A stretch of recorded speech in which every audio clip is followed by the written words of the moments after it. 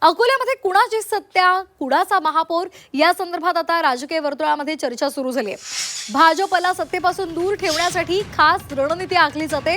दोन्ही राष्ट्रवादी, काँग्रेस, वंचित आणि एमआयएमची चर्चा सुरू असल्याची माहिती समोर येते। वंचितचे नेते प्रकाश आंबेडकर यांची सुद्धा उपस्थिती आहे। अकोला महापालिकेमध्ये सत्ता स्थापनेसाठी काँग्रेसकडून जोरदार फिल्डिंग सुरू आहे आणि याच पार्श्वभूमीवर वंचित बहुजन आघाडीचे सर्वेसर्वा प्रकाश आंबेडकर यांच्यासोबत काल रात्री एका हॉटेलमध्ये सत्ता स्थापनेसंदर्भात महत्त्वाची बैठक सुद्धा पार पडली।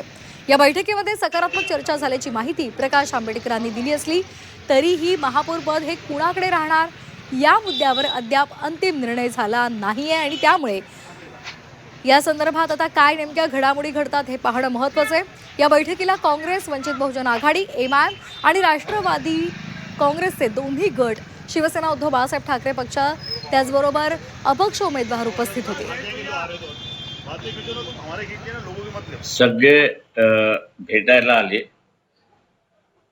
भेटायला आल्यानंतर मी त्यांना म्हटलं, तुम्ही आपसात चर्चा करा, आपसात पहिल्यांदा जुळतंय का बघा।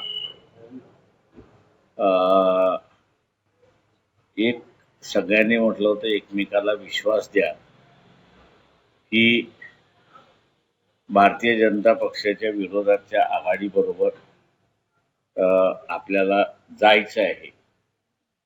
हा विश्वास एकमेकाला दिला तर पुढची चर्चा होऊ शकते।